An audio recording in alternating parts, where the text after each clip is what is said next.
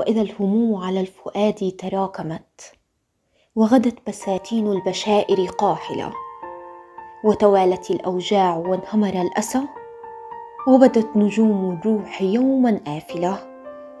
فاعلم بأنك في ابتلاء، واستعن بالصبر إن الصبر يجبر فاعله. بادر بخير فالحياة قصيرة، أفعالنا تبقى بدنيا زائلة. من يسحق الأزهار وقت قطافها لن يقتني إلا زهورا ذابلة.